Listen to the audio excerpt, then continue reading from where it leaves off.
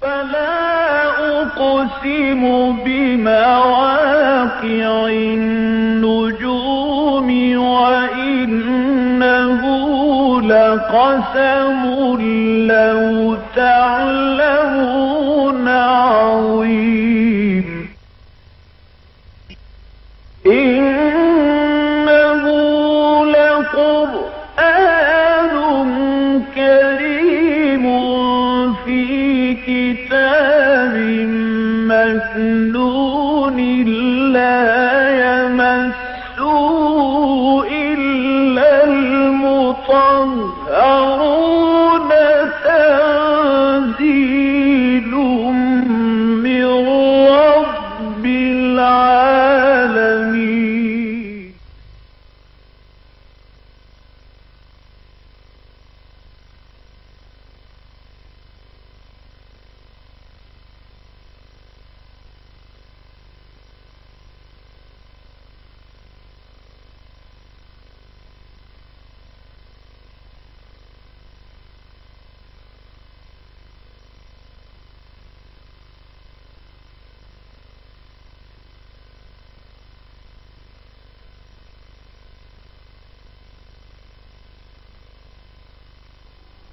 نحمده ونصلي على رسوله الكريم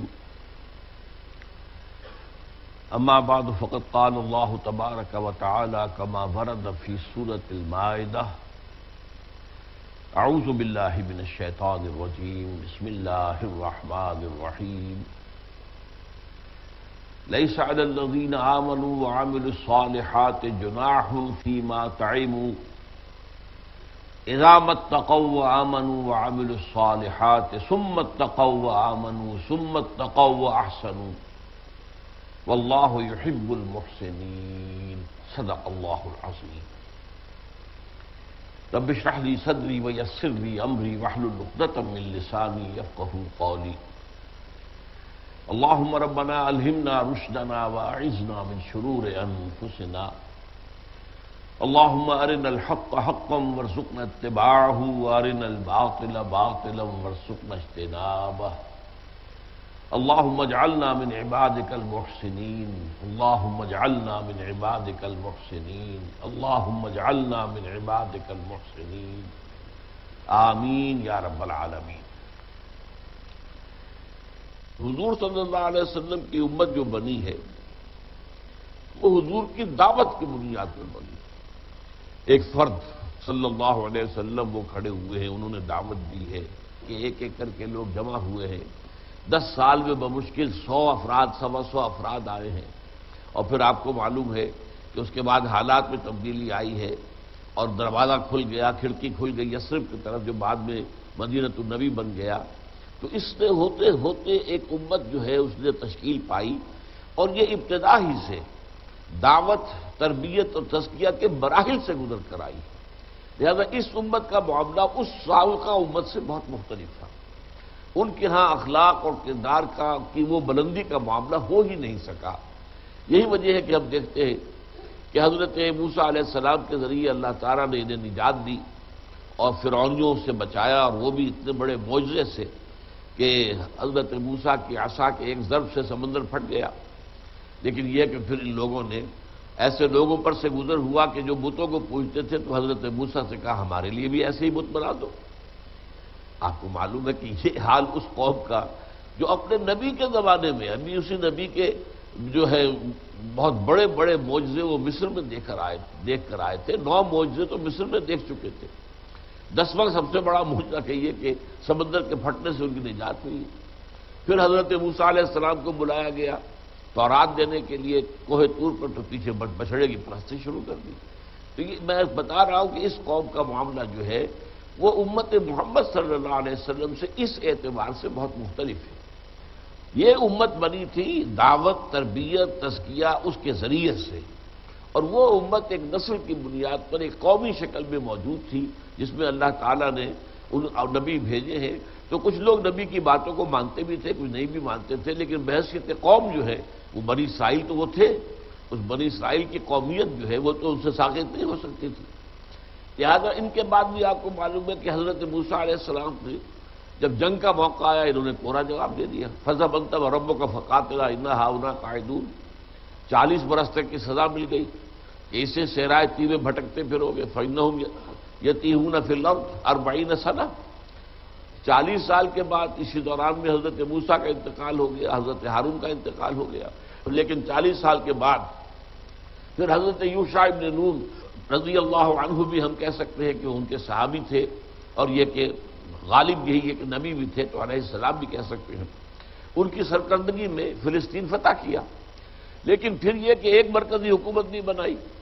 بلکہ 12 قبیلوں نے 12 اپنے علاقے علیحدہ علیحدہ، کل فلسطین ہے ہی کتنا بڑا رقبہ، آپ اندازہ کیجئے کہ پورا ملک جو ہے وہ ہمارے ریاست سابقہ ریاست بھاولپور جتنی کوئی اس کا رقبہ ہوگا اندازہ۔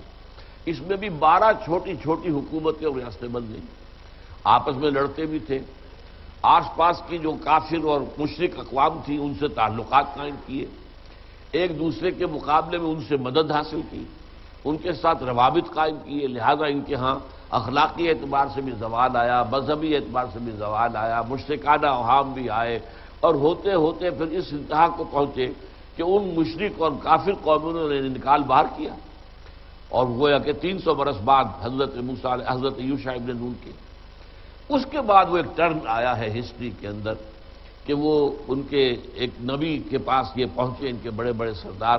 کہ اب ہم کیا کریں، ہمیں تو جنگ کرنی پڑے گی، ہمیں اپنے گھروں سے نکال دیا گیا ہے، تو ہمارے لیے ایک بادشاہ مقرر کر دیجئے، وہ سپہ سالار۔ تو انہوں نے حضرت طالوت کو مقرر کیا، پھر وہ جنگ ہوئی، اور جنگ کی نوبت نہیں آئی، تقریباً یوں سمجھیے معجزے ہی کے ذریعے سے فتح ہو گئی کہ حضرت داؤد جو ہیں اس وقت تک فوجی تھے ہی نہیں، اس جنگ میں شریک تھے ہی نہیں، وہ تو ایک چرواہے تھے، وہ اپنی بھیڑیں بکریاں لے جاتے تھے، چرواتے تھے، عمر بھی تھوڑی تھی، کم عمر کے 9 عمر کے لڑکے تھے۔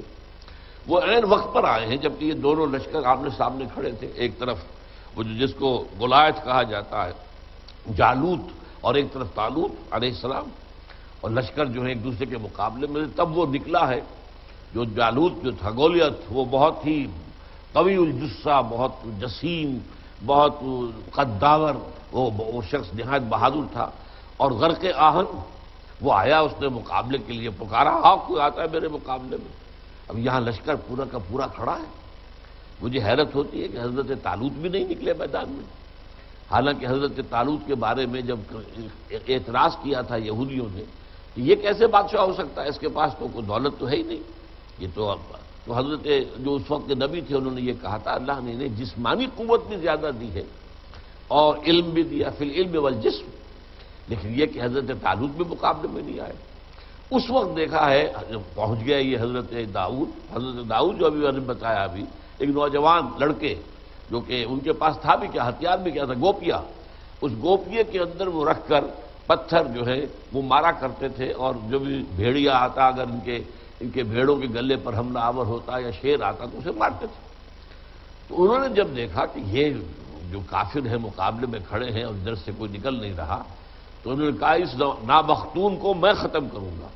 نامختون وہ جس کی ختنہ نہیں ہوئی، یہ گویا کہ ان کے نزدیک سب سے بڑی گالی تھی،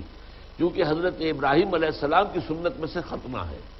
تو ختنہ کرانے والے تو وہ تھے، بنی اسرائیل تھے، لیکن باقی لوگ کیونکہ یہ سنت ظاہر بات ہے کہ ان کی تو نہیں تھی، تو وہ نامختون کا لفظ استعمال کیا کہ اس کو میں ختم کروں گا، اور گوپیے میں پتھر رکھ کر اسے گھما کر جو مارا ہے، تو وہ اس کی آنکھ کا جو اس کی زرہ کے اندر جو آنکھ کا سوراخ تھا دیکھنے کے لیے، اسی میں سے ہو کر پتھر گزرا ہے اس کے دماغ کے اندر، اور وہ مر گیا،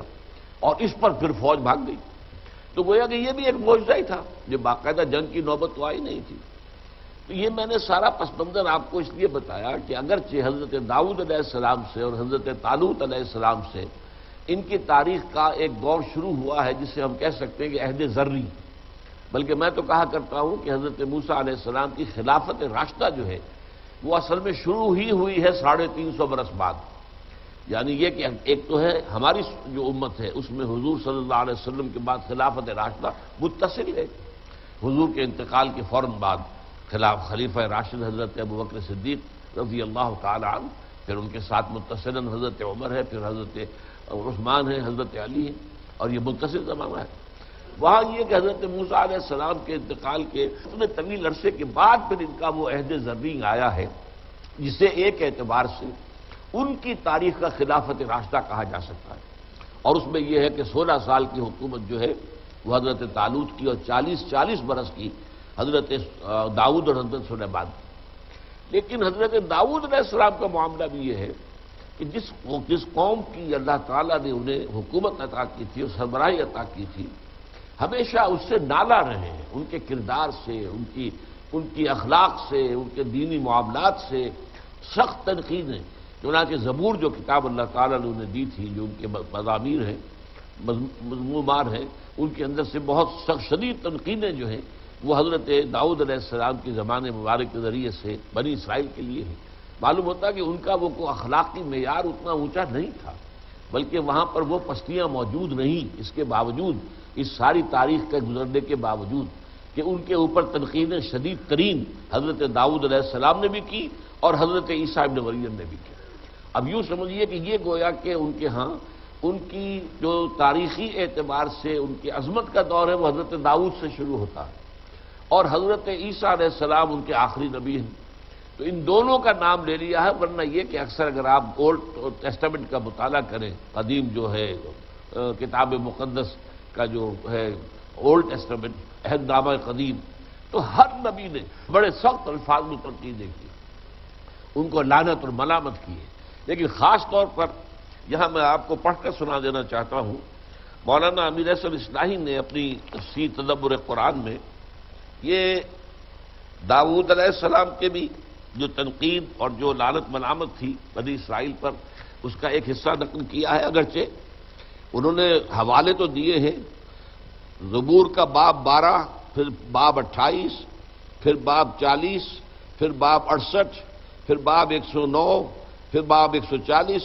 پھر باب جو ہے اس طریقے سے۔ لیکن یہ ایک باب کا ہے جو تھوڑا سا حصہ جو ہے 50ویں باب میں، یہ 16 سے 22 تک ان کی آیات ہے۔ تو حضرت داؤد کہتے ہیں، لیکن خدا شریر سے کہتا ہے تجھے میرے آئین بیان کرنے سے کیا واسطہ؟ یعنی تم میرا آئین لوگوں کو سناتے ہو، تمہیں کیا واسطہ؟ تمہارا اپنا عمل تو اس پر ہے نہیں، اور تو میرے عہد کو اپنی زبان پر کیوں لاتا ہے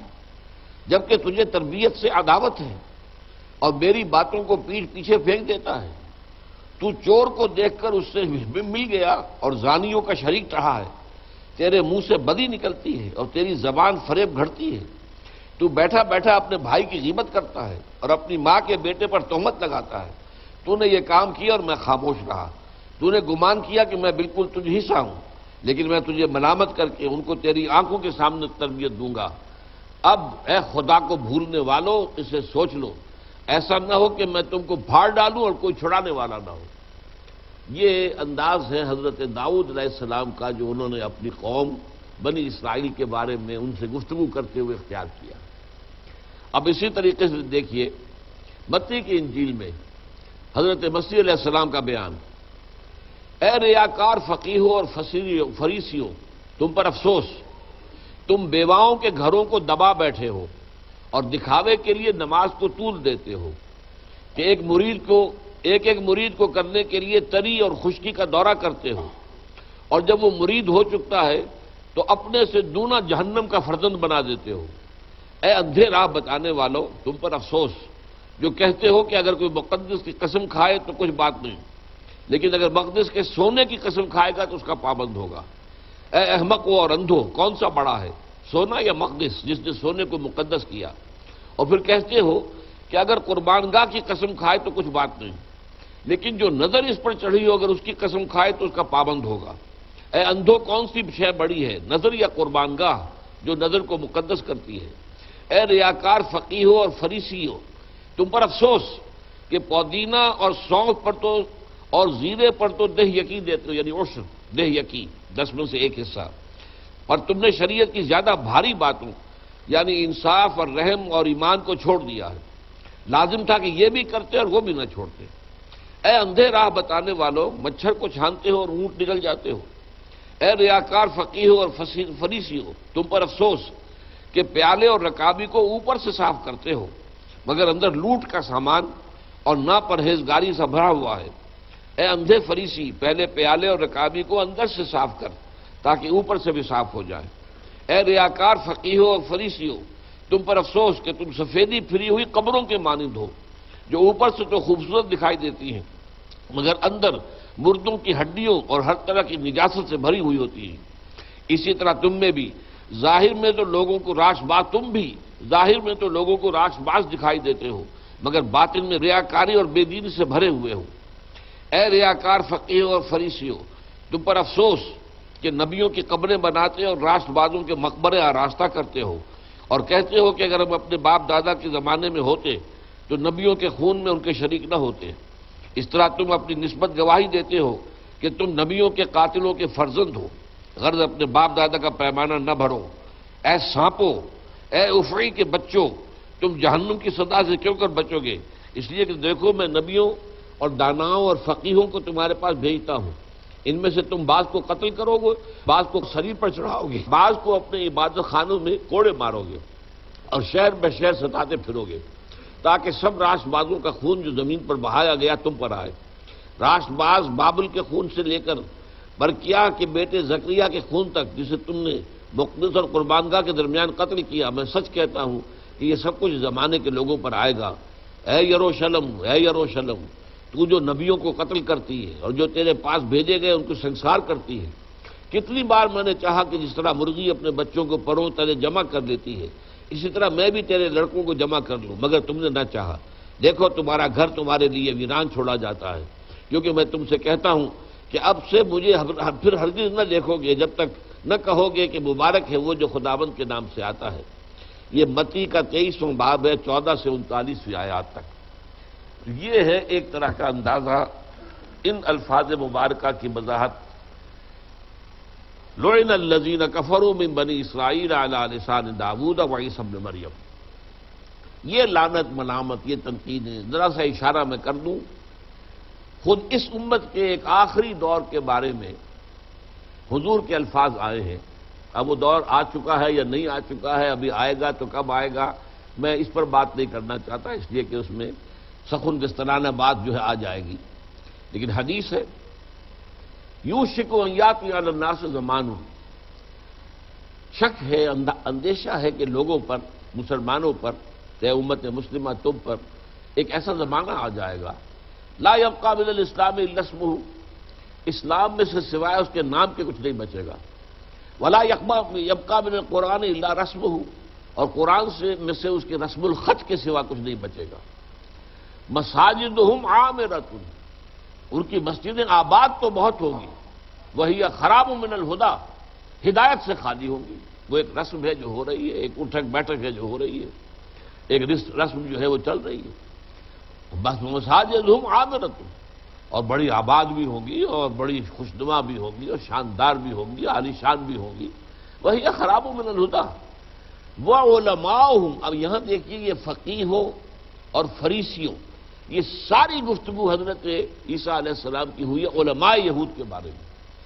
سب سے بڑی گندگی جو آ گئی تھی اصل میں یہودیوں میں، وہ ان کے علماء میں تھی، اور باقی پوری قوم پر تو ظاہر بات ہے اس کا عکس تھا، لیکن وہ جہلاء تھے۔ یہ لوگ کہ جو اپنے آپ کو دین کا ٹھیکیدار سمجھتے تھے اور جو سمجھتے تھے کہ اصل میں دین کے علمبردار ہم ہیں، ان کے اندر جو گراوٹ آ چکی تھی اخلاقی اعتبار سے، کہ تمہاری مثال ان قبروں کے مانند ہے جن کے اوپر تو سفیدی پھری ہوئی ہے، اسی طرح تم نے لباس تو بڑا اعلیٰ مذہبی پہنا ہوا ہے، جبہ قبا جو ہے تمہارا، لیکن یہ ہے کہ تمہارے اندر جو کچھ ہے وہ جیسے قبر کے اندر گلی سڑی ہڈیوں کے سوا کچھ نہیں ہوتا، تمہارے اپنے اندر بھی، تمہارے وجود کے اندر بھی کوئی جو ہے خیر موجود نہیں۔ تو اسی اعتبار سے ان کا معاملہ تھا۔ تو اس کے بعد میں آخری الفاظ اس حدیث کے آپ کو سنا رہا ہوں، علماؤہم شر من تحت عدیم السماء، ان کے علماء جو ہیں وہ آسمان کی چھت کے نیچے کی بدترین مخلوق ہوں گے۔ یہ الفاظ محمد رسول اللہ صلی اللہ علیہ وسلم۔ من عندہم تخرج الفتنۃ وفیہم تعود، ان کے اندر ہی سے فتنہ برآمد ہوگا اور انہی کے اندر گھس جائے گا۔ فتنہ پیدا کرنے کے سوا علماء کا کوئی کام نہیں رہے گا، تفرقہ ہوگا، فتنہ ہوگا، ایک دوسرے کے اوپر کفر کے فتوے ہوں گے، اور جو بھی کچھ ہو رہا ہے آج عمل نگاہوں کے سامنے ہے۔ یہ ساری چیزیں کہ جو یہاں ہم نے پڑھی ہیں، کسی نہ کسی درجے میں تو ہمارے ہاں جنہیں ہم علماء سو کہتے ہیں، ظاہر بات ہے کہ علماء کی اکثریت علماء حق پر مشتمل نہیں ہے۔ اگر علماء کی اکثریت علماء حق پر مشتمل ہوتی تو امت کا حال یہ نہ ہوتا جو آج ہے۔ یقیناً علماء حق ہیں، اس سے زمانہ خالی نہیں ہوگا کبھی بھی، لیکن یہ کہ اکثریت کا عالم کیا ہے، وہ ایک پیشہ ہے، اور اس پیشے کے اندر پیشے میں جو بھی خرابیاں ہوتی ہیں اور پروفیشنل جیلسی جو کہ اٹس اے رول، اسی طریقے سے ان کے درمیان حسد اور بغض اور عداوت اور ایک دوسرے کے خلاف آپ کو معلوم ہے جو جذبات ہیں، اس نے اس امت کو بانٹ کر رکھ دیا۔ یہ ساری کیفیت آئی ہے، لیکن بہرحال وہ جو شدت ہم نے دیکھی حضرت مسیح علیہ السلام کے کلام میں، بہرحال حضور کے الفاظ میں وہ شدت تو نہیں ہے، لیکن ایک جامع ترین جملہ علماءہم شر من تحت ادیم السماء، آسمان کی چھت کے نیچے کی بدترین مخلوق علماء ہوں گے۔ اللہ تعالیٰ اس کیفیت سے ہمیں محفوظ رکھے، آمین یا رب العالمین۔ لعن الذین کفروا من بنی اسرائیل علی لسان داؤد وعیسی ابن مریم ذالک بما عصوا وکانوا یعتدون۔ یہ لعنت کیوں کی گئی؟ دو الفاظ آئے، اس لیے کہ انہوں نے عصیان کی روش اختیار کی۔ عصیان کا لفظ جو ہے وہ اللہ تعالیٰ کے بارے میں آئے گا، اللہ کے احکام کو توڑنا، اللہ کی نافرمانی کرنا، اللہ کی جو شریعت ہے اس کی خلاف ورزی کرنا۔ وکانوا یعتدون، اور زیادتی کرتے تھے۔ یہ ہے گویا کہ انسانوں کے مابین ایک دوسرے کے اوپر دست درازی کرنا، ایک دوسرے کے حق تلفی کرنا، ایک دوسروں پر زیادتی کرنا۔ کانوا لا یتناہون عن منکر فعلوہ، ان کا معاملہ یہ تھا کہ وہ ایک دوسرے کو روکتے نہیں تھے منکر سے کہ جس پر وہ عمل کرتے تھے۔ اب یہ بھی ایک بہت گہری بات ہے، ایک قوم کے اندر جب اخلاقی پستی جو ہے ایک خاص حد سے آگے پہنچ جائے تو اس کے بعد کوئی کسی کو ٹوکتا نہیں۔ میں اگر اسے اس کی برائی پر ٹوکوں گا یہ مجھے پکڑ لے گا، لہذا خاموش رہو۔ کانوا لا یتناہون عن منکر فعلوہ، کہ مابین ایسا نہیں تھا کہ گناہ نہیں تھا، گناہ تھا، منکر تھا، برائی ہوتی تھی، لیکن وہ ایک دوسرے کو روکتے نہیں تھے۔ اور نہ روکنا اسی وجہ سے ہوتا ہے کہ ظاہر بات ہے کہ میں کس منہ سے روکوں، میرا اپنا حال کیا ہے، میں اگر اس پر اعتراض کروں گا تو یہ اس سے بڑا اعتراض مجھ پر جڑ دے گا۔ کانوا لا یتناہون عن منکر فعلوہ لبئس ما کانوا یفعلون، یقیناً بہت برا تھا وہ طرز عمل، وہ فعل جو وہ کرتے تھے۔ ترا کثیرا منہم یتولون الذین کفروا، اب یہ حال ہے اس وقت کے بنی اسرائیل کا یا اہل کتاب کا، یہودیوں کا خاص طور پر جو حضور کے زمانے میں موجود تھے۔ تم دیکھو گے ان میں سے اکثر کو کہ وہ دوستی اختیار کرتے کافروں کی، اور یہاں اس سے مراد ہے مشرکین، یعنی مکے کے یہودی جو ہیں وہ مشرکین مکہ کے ساتھ دوستی کرتے تھے۔ ان کے سامنے نامہ و پیام ان کا چلتا رہتا تھا، ایک دوسرے کو پیغام دیتے تھے، دعوت بھی دیتے تھے کہ آؤ حملہ کرو، ہم یہاں سے اندر سے بغاوت کریں گے، تم ذرا باہر سے آ کے حملہ کرو تاکہ محمد صلی اللہ علیہ وسلم اور ان کی اس دعوت کا جو ہے خاتمہ کر دیا جائے۔ لبئس ما قدمت لهم انفسهم، بہت ہی برا تھا جو ان کی جانوں نے، ان کے نفسوں نے ان کے واسطے آگے بھیجا ہے۔ یعنی ہم جو کچھ کر رہے ہیں وہ اپنے لیے آگے بھیج رہے ہیں، آگے سامان بھیج رہے ہیں، ہمارے گناہ جا کر کہیں جمع ہو رہے ہیں اور ان کی سزا جو ہے ہمیں بھگتنی پڑے گی، ان کی جواب دہی ہمیں کرنی پڑے گی۔ لبئس ما قدمت لهم انفسهم، ان کے نفوس نے، ان کی جانوں نے، یعنی انہوں نے جو چیز بھی ان کے لیے اپنے لیے آگے بھیجی ہے وہ بہت ہی بری ہے۔ ان سخط اللہ علیہم، جس کا نتیجہ یہ ہوگا کہ اللہ تعالیٰ ان پر غضبناک ہوگا۔ وفی العذاب ہم خالدون، اور وہ عذاب میں ہمیشہ ہمیشہ رہیں گے۔ وَلَوْ كَانُوا يُؤْمِنُونَ بِاللَّهِ وَالنَّبِيِّ، اور اگر وہ ہوتے ایمان لانے والے اللہ پر اور نبی پر صلی اللہ علیہ وسلم، وَمَا أُنزِلَ إِلَيْهِ، اور اس چیز پر کہ جو نبی پر نازل کی گئی ہے، مَتَّخَذُوهُمْ أَوْلِيَاءَ، تو وہ ان کفار مشرکین کو اپنے دوست اور اپنے ساتھی اور اولیاء نہ بناتے۔ وَلَٰكِنَّ كَثِيرًا مِّنْهُمْ فَاسِقُونَ، لیکن ان کی اکثریت جو ہے وہ فاسقوں پر مشتمل ہے۔ لَتَجِدَنَّ أَشَدَّ النَّاسِ عَدَاوَةً لِلَّذِينَ آمَنُوا الْيَهُودَ وَالَّذِينَ أَشْرَكُوا، تم لازماً پاؤ گے اہل ایمان کے عداوت میں شدید ترین یہودیوں اور ان کو کہ جنہوں نے شرک کا روش اختیار کی ہے۔ وَلَتَجِدَنَّ أَقْرَبَهُمْ مَوَدَّةً لِلَّذِينَ آمَنُوا، اور تم لازماً پاؤ گے ان میں سب سے زیادہ قرب رکھنے والے، سب سے زیادہ محبت میں اہل ایمان کے قریب وہ ان لوگوں کو الذین قالوا انا نصارى، جنہوں نے یہ کہا کہ ہم نصارہ ہیں۔ ذالک بان منہم قسیسین ورہبانا وانہم لا یستکبرون، اور یہ اس لیے ہے کہ ان میں عالم بھی ہیں اور درویش لوگ بھی ہیں، وَأَنَّهُمْ لَا يَسْتَكْبِرُونَ، اور یہ کہ وہ استکبار نہیں کرتے، تکبر نہیں کرتے، بلکہ متواضع مزاج کے لوگ ہیں، عجز اختیار کرنے والے ہیں، تکبر اختیار نہیں کرتے۔ اس آیت پر اس سے پہلے ہم گفتگو کر چکے ہیں، اس لیے کہ آیت نمبر 51 جو ہے سورہ مبارکہ کی، اس میں اہل کتاب کو یکجا کیا گیا ہے۔ یا ایھا الذین آمنوا لا تتخذوا اليہود والنصارى اولیاء بعضهم اولیاء بعض، اے ایمان والو، یہود اور عیسائیوں کو، نصارہ کو اپنا دوست مت بناؤ، پشت پناہ نہ بناؤ، حمایتی مت سمجھو، اس لیے کہ وہ تو ایک دوسرے کے حمایتی ہے، پشت پناہ ہے، مددگار ہے، اور اگر تم میں سے کوئی ان کے ساتھ دوستی کی روش اختیار کرے گا فإنہ منہم، تو پھر وہ انہی میں شمار ہوگا۔ تو میں نے اس وقت عرض کیا تھا، اس آیت کا حوالہ دیا تھا کہ تھوڑا سا ایک ظاہری تضاد ان دو آیتوں میں محسوس ہوتا ہے۔ وہاں دونوں کو ایک کہا گیا ہے، یہود اور نصارہ یہ دونوں ایک ہیں، دونوں کی ایک دوسرے سے محبت ہے۔ یہاں ان کا طرز عمل مختلف بیان کیا جا رہا ہے۔ یہود انتہائی شدید دشمن اور مشرکین مکہ انتہائی شدید دشمن، لیکن اس کے برعکس وہ لوگ جو اپنے آپ کو نصارہ کہتے تھے، انہیں ہم آج عیسائی کہتے ہیں، وہ لوگ جو ہیں وہ مسلمانوں سے بہت قریب تھے، اور ان کے اندر جو ہے مسلمانوں کے خلاف کوئی عداوت اور دشمنی، اس کے جذبات موجود نہیں تھے۔ اچھا، یہ ایک واقعہ ہے، اور میں نے اس وقت وضاحت کر دی تھی کہ یہ جو آیت ہے، آیت نمبر 82 جو اب اس وقت ہم پڑھ رہے ہیں، یہ اصل میں اس وقت کی صورتحال کو ڈپکٹ کر رہی ہے جو اس وقت تھی، اور وہ جو آیت نمبر 51 ہے وہ گویا کہ ایک طرح کی پیشن گوئی تھی جو آج پوری ہوئی۔ آج یہودی اور نصرانی ایک ہو چکے ہیں، بلکہ عیسائی جو ہے وہ یہودیوں کے تسلط میں ہیں، ان کے قبضے میں ہیں، وہ یہودیوں کے اعلی کار ہیں، اور یہودی ان سے جو چاہتے ہیں وہ کروا رہے ہیں۔ لیکن جو معاملہ جو اس وقت اس آیت ہم پڑھ رہے ہیں یہ اس وقت کا تھا۔ اس وقت کی صورت یہ تھی کہ یہودی بدترین دشمن تھے مسلمانوں کے، اور مشرکین بدترین دشمن تھے، اور ان کی آپس میں دوستی تھی اور گٹھ جوڑ تھا، جبکہ عیسائیوں کا معاملہ مختلف ہے۔ تاریخی طور پر ہمیں معلوم ہے کہ ابھی مکی دور ہی تھا حضور کی حیات طیبہ کا، کہ اس وقت وہاں جو شدید ترین پرسیکیوشن ہوئی تو حضور نے اجازت دے دی کہ تم لوگ چاہو تو چلے جاؤ، حبشہ چلے جاؤ، جن سے بھی یہاں کی سختیاں برداشت نہیں ہو رہی ہیں انہیں اجازت دے دی گئی کہ حبشہ چلے جاؤ، وہاں ایک نیک دل حکمران ہے، وہاں تمہیں امن مل جائے گا۔ چنانچہ کچھ مسلمانوں نے ہجرت کی، حضرت عثمان رضی اللہ تعالیٰ عنہ نے بھی اپنی زوجہ محترمہ جو حضور کی صاحبزادی تھی ان کے ساتھ ہجرت کی ہے۔ حضرت ام حبیبہ جو ابو سفیان کی صاحبزادی تھی انہوں نے اپنے شوہر کے ساتھ ہجرت کی ہے، اگرچہ وہ شوہر وہاں جا کر عیسائی ہو گیا، مرتد ہو گیا، تو اس اعتبار سے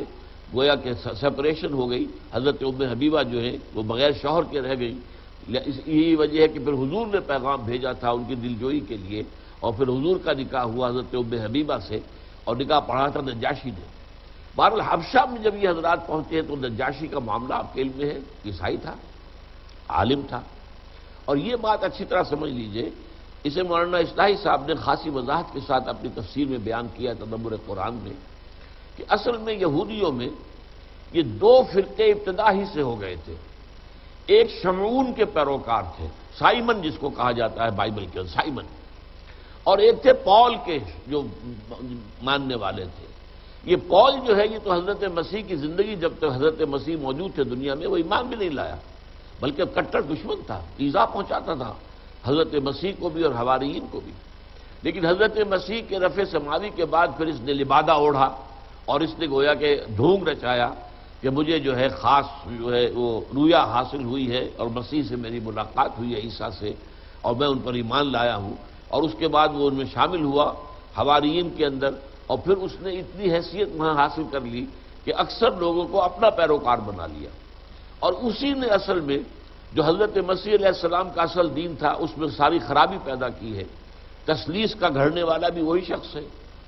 اسی طریقے سے حضرت مسیح نے جو کہا تھا اپنے حواریین سے کہ تم دعوت و تبلیغ کا کام صرف یہود میں کرو گے، میں اسرائیل کے گھرانے کی کھوئی ہوئی بھیڑوں کی تلاش میں آیا ہوں، میں باقی پوری نوع انسانی کے لیے نبی بنا کر نہیں بھیجا گیا ہوں۔ یہ معاملہ صرف نبی اکرم صلی اللہ علیہ وسلم کا ہے کہ آپ پوری نوع انسانی کے لیے نبی اور رسول بنا کر بھیجے گئے، وما ارسلناک الا کافۃ للناس بشیرا ونذیرا۔ لیکن اس کے اندر بھی ترمیم کی سینٹ پال نے اور اسی طریقے سے سب سے بڑی بات یہ کی کہ سینٹ پال نے شریعت منسوخ کر دی. جو حضرت عیسیٰ یہ کہہ کر گئے تھے کہ شریعت موسوی بھی تم پر لاگو رہے گی، اس نے کہا نہیں، شریعت موسوی ہم پر لاگو نہیں ہے، اور انجیل میں شریعت ہے نہیں. لہذا جو پالزم ہے، جو اس وقت کی کرسچینٹی ہے، وہ حقیقت میں پالزم ہے. یہ ایک بہت بڑی حقیقت ہے جس کا کہ اعتراف کیا ہے ڈاکٹر مائیکل ہارٹ نے. وہ جو دی 100 کتاب ہے مشہور، اس کا سب سے بڑا معاملہ یہ ہے کہ نمبر 1 پر وہ حضور کو لایا ہے کہ تاریخ انسانی کی عظیم ترین شخصیتوں کا ایک جو چناؤ کیا اس نے، سلیکشن اینڈ گریڈیشن، اور درجہ بندی کی کہ ان میں سب سے اونچا کون ہے اور پھر کون ہے اور پھر کون ہے، تو نمبر 1 پر حضور کو لایا. اتنی بڑی سچی بات کہنے کہ اللہ نے اسے توفیق دی. اسی کو یہ توفیق بھی ملی کہ اس نے کہا کہ جو اس وقت کی عیسائیت ہے وہ اصل میں پالزم ہے. عیسائیت کی حیثیت جو ہے حضرت مسیح علیہ السلام جب تک دنیا میں تھے، اس کی حیثیت یہود کے ایک فرقے کی تھی، یہود کی ایک جماعت کی تھی، بس اس سے زیادہ نہیں تھی. ایک علیحدہ مستقل مذہب کی شکل جو اس نے اختیار کی ہے وہ اصل میں پال کے ذریعے سے، یہ پالزم ہے. تو پالزم میں جو خرابیاں ہیں، آج کی عیسائیت تقریباً پوری کی پوری جو ہے وہ پال کے ماننے والوں پر ہے. یہ سائمن شمعون کے ماننے والے جب تک رہے، اور حضور صلی اللہ علیہ وسلم کے زمانہ بعثت تک یہ لوگ موجود تھے،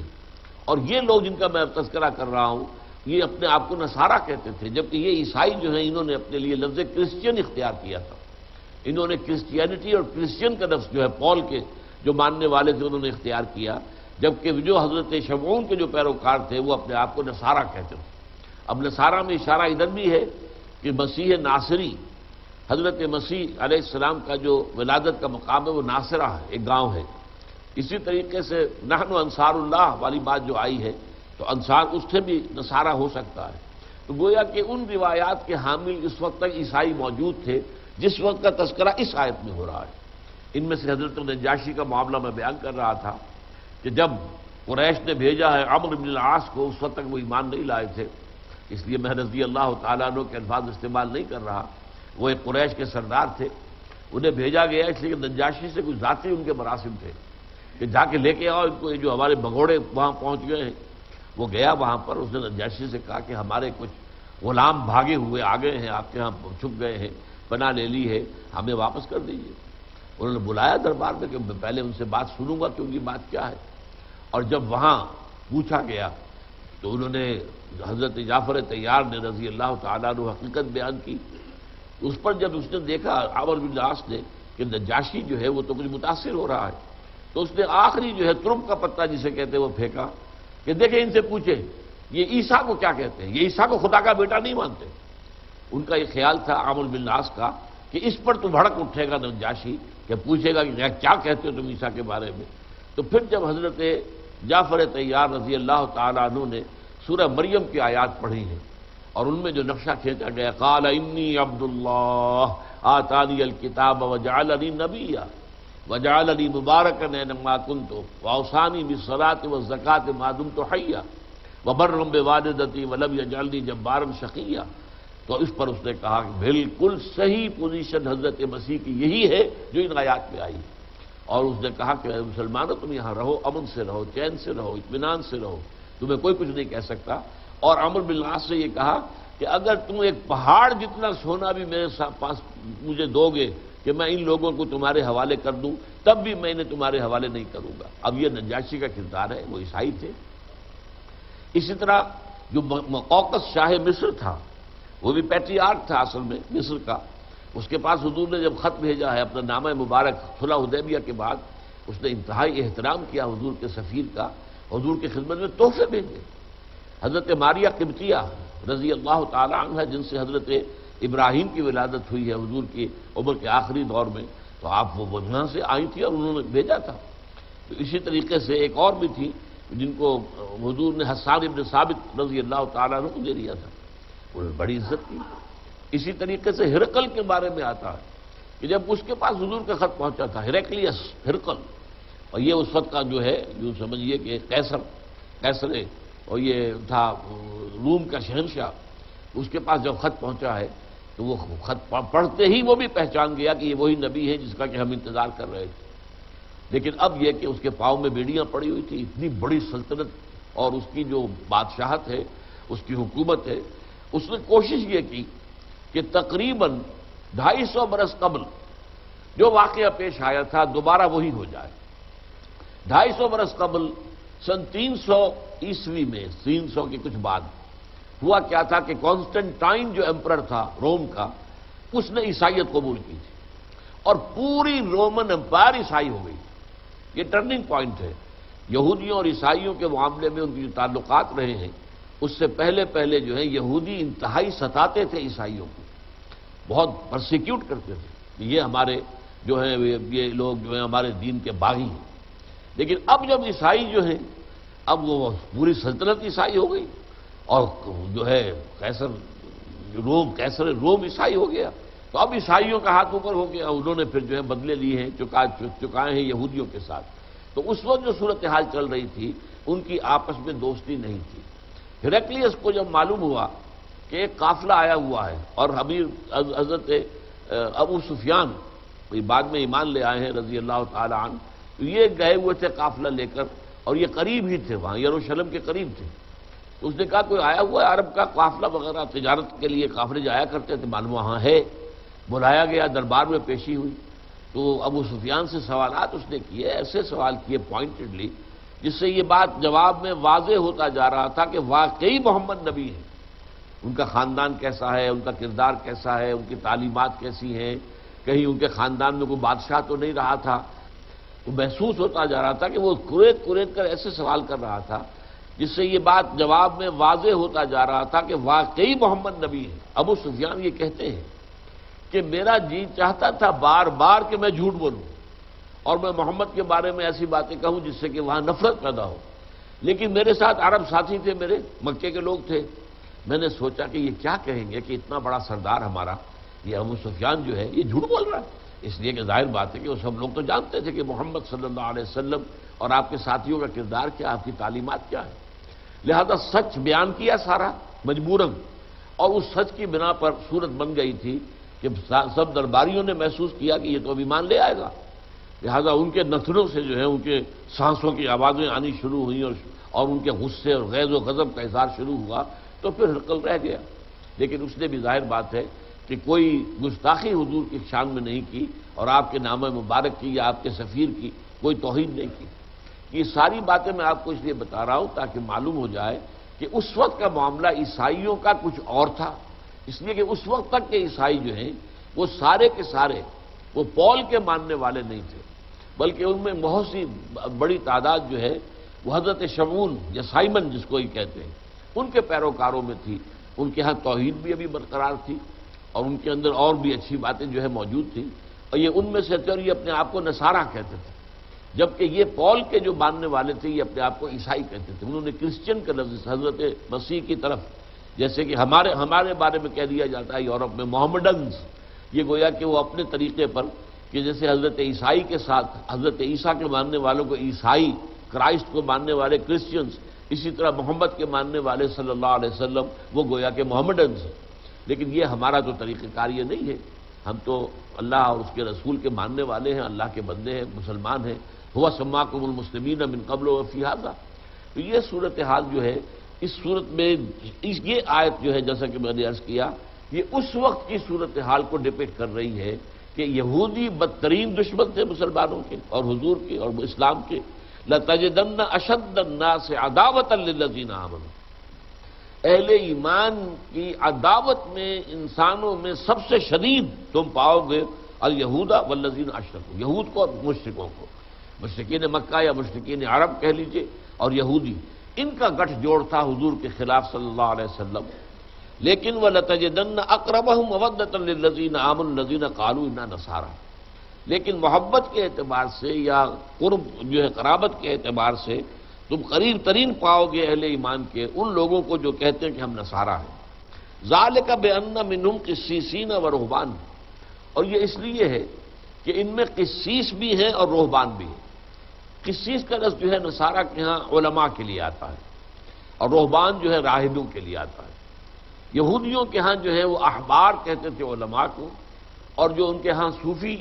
منش لوگ ہوتے تھے، درویش منش لوگ، انہیں ربائز، آج کل بھی لفظ جو ہے ربائز چلتا ہے۔ تو ربی یوں نہ قرآن مجید میں بھی آیا ہے، ربی یوں نہ کثیر، تو ربی یوں کا لفظ وہاں سے آیا ہے۔ تو یہ الفاظ جو ہیں چاروں یہ وہاں سے آئے ہوئے ہیں عربی کے اندر، اور قرآن نے ان کو اڈاپٹ کر لیا ہے۔ تو قسیس جو ہیں یہ ان کے علماء تھے، اور رہبان اور راہب، یہ راہب سے بنا ہے جس کی معنی خوف، یعنی ایسے لوگ کہ جن کے اندر اللہ کا خوف، اللہ کا تقویٰ وہ بہت شدید پیدا ہو جاتا تھا، اور دنیا سے بالکل بیزار ہو کر، دنیا سے لا تعلق اختیار کر کے، یہ حضرت مسیح علیہ السلام کے پیروکاروں میں سے جو لوگ انتہا پسندی کی طرف مائل ہو گئے تھے، ان پر سورہ حدید کے اندر تنقید بھی آئی ہے، ما کتبناها علیہم رہبانیۃ ابتدعوها، انہوں نے رہبانیت کی جو ہے وہ بدعت ایجاد کی، ہم نے یہ ان پر نہیں لکھی تھی۔ لیکن یہاں ان کا ایک اچھا پہلو بیان کیا جا رہا ہے کہ ظاہر بات ہے کہ دل میں ان کے سوز تھا، اور دل کے اندر جو ان کے ہے وہ جو عجز تھا، عاجزی تھی، ذالک بانہم ان منہم قسیسین ورہبانا وانہم لا یستکبرون، تکبر نہیں تھا، استکبار نہیں تھا۔ بحیرہ بھی ایک راہب تھا جس نے حضور کو پہچان لیا تھا بچپن میں ہی، جب ابو طالب کے ساتھ ایک تجارتی قافلے کے ساتھ شام گئے ہیں حضور، ابھی آپ کا لڑکپن تھا، بچپن تھا، تو اس نے پہچان لیا اور پوچھا یہ کون ہے، جو بتایا گیا، کہنے لگے اس بچے کو اپنی حفاظت میں رکھنا، یہودی اگر کہیں اس کو پالیں گے تو قتل کر دیں گے، تو اس کی پہچان لیا۔ ایک اور عیسائی راہب اسی طرح کا تھا جس کی رہنمائی سے حضرت سلمان فارسی رضی اللہ تعالیٰ عنہ ایمان لائے، یہ وہ تو ایران میں پیدا ہوئے تھے، ان کا باپ جو ہے آتش کدے کا بڑا پجاری تھا، لیکن انہوں نے سوچا حضرت ابراہیم کی طرح علیہ الصلوۃ والسلام، یہ کیا ہے کہ آگ ہم جلائیں، آگ میں ایندھن ڈالیں، آگ جلے تو ہم اس کے آگے ہاتھ جوڑ کر کھڑے ہو جائیں۔ انہوں نے اپنا دین چھوڑ دیا، باپ نے گھر سے نکال دیا جیسے حضرت ابراہیم کو نکال دیا گیا، انہوں نے وہاں سے ہجرت کی، شام میں آ گئے، یہاں آ کر انہوں نے عیسائیت اختیار کر لی، اور عیسائی راہبین کی صحبت، اور ظاہر بات ہے کہ حضور کی بعثت سے پہلے اسلام اب عیسائیت ہی تھی، عیسائیت ہی اب دین اسلام تھا جب تک کہ حضور تشریف نہیں لائے۔ حضرت عیسیٰ کے آنے سے پہلے یہودیت ہی اصل دین تھا جب تک کہ حضرت عیسیٰ کی بعثت نہیں ہوئی، اسی طریقے سے حضور کی بعثت تک عیسائیت ہی اصل میں دین اسلام تھا، تو گویا کہ وہ مسلمان ہو گئے، وہ گویا انہوں نے عیسائیت اختیار کر لی۔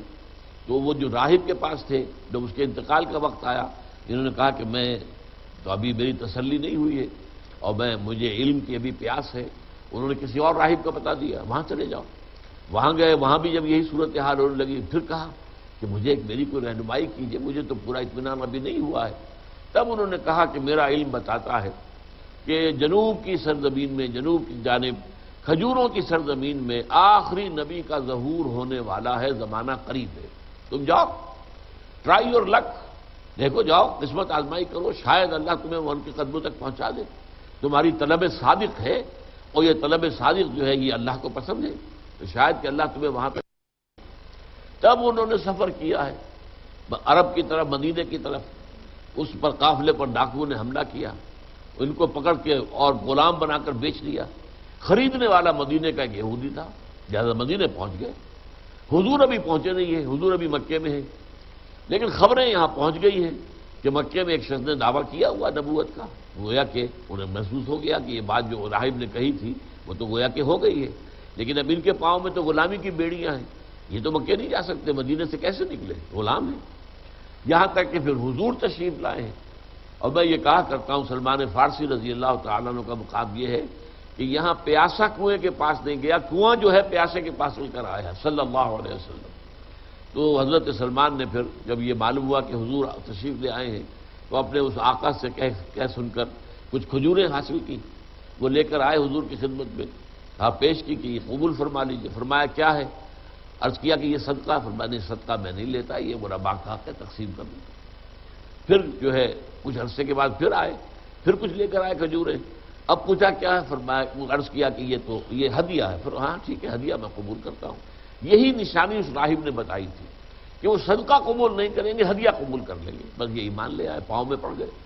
اب یہ صورتحال تھی کہ اس وقت کی عیسائیت جو ہے اسے آپ آج کی عیسائیت پر قیاس نہ کریں۔ آج کی عیسائیت کا معاملہ وہی ہے جو آیت نمبر 51 میں سامنے آیا ہے، یا ایھا الذین آمنوا لا تتخذوا اليہود والنصارى اولیاء بعضهم اولیاء بعض، وہ ایک دوسرے کے ساتھ ان کا گٹھ جوڑ ہے۔ آج عیسائی یہودی گٹھ جوڑ ہے، آج جو نیو ورلڈ آرڈر کا طوفان جو اٹھایا جا رہا ہے یہ ان دونوں کے اشتراک سے، بلکہ اصل حقیقت یہ ہے کہ اس میں جو بالا تر معاملہ ہے وہ یہودیوں کا ہے، ساری سازشیں ان کی ہیں، اور وہ ہیں جو حقیقت کے جو عیسائیوں کو اعلی کار کے طور پر استعمال کر رہے ہیں. عیسائیوں میں خاص طور پر پروٹیسٹنٹس، یہ مذہب انہوں نے جو ہے ایجاد بھی کروایا یہودیوں نے، اور انہوں نے پھاڑ دیا، عیسائیت کو دو حصوں میں تقسیم کیا، کیتھولکس اور پروٹیسٹنٹس. کیتھولکس یہودیوں کے خلاف رہے ہیں حال ہی تک، لیکن اب انہوں نے بھی ان کو معاف کر دیا ہے. اور جو پچھلا پوپ تھا جو فوت ہو چکا ہے،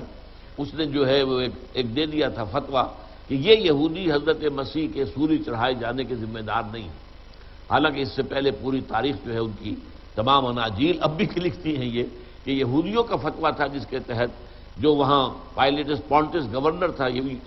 رومی، اس نے جو ہے سولی پر چڑھانے کا حکم دیا ہے. اور اپنے ہاتھ اس نے دھوئے، باقاعدہ تسلا منگایا پانی کا، اس میں ہاتھ دھویا. اس نے کہا I wash my hands of the blood of Jesus, میں تو اپنا ہاتھ دھو رہا ہوں، میرا کوئی حصہ نہیں ہے، جیسس کا خون بہانے میں میرا کوئی دخل نہیں ہے، یہ تمہارا اصرار ہے. یہ اصل میں جو آٹونومی انہوں نے دے رکھی تھی یہودیوں کو مذہبی طور پر، تو اس میں ان کی پابندی تھی کہ یہودیوں کا کوئی جو بھی ان کا جو فقہا کا جس کو ہیڈن کہتے تھے، وہ وہاں سے جو فتویٰ آ جائے گا مذہبی اعتبار سے اس کو ایگزیکیوٹ کرنے کے پابند ہوں گے. یہ ان کا آپس میں گویا کہ ایک طرح کی انڈرسٹینڈنگ تھی. لہذا پائلیٹس پونٹس نے پھر دیا ٹھیک ہے اس کو جا کے سولی چڑھا دو. واقعی یہ کہ وہ حضرت مسیح تو تھے ہی نہیں، وہ تو کوئی اور تھا، وہ تو جوڈاس اسکریوٹ تھا جس نے غداری کر کے حضرت مسیح کو اس وقت کی جو تاریخ ہے اس کے مطابق گرفتار کرایا تھا. حضرت مسیح کو تو جس باغ میں وہ روپوش تھے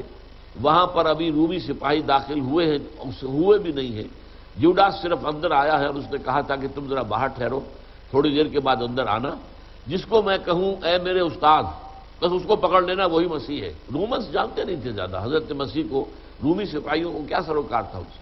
بس وہ ہوا کہ لیکن جب یہ داخل ہوا ہے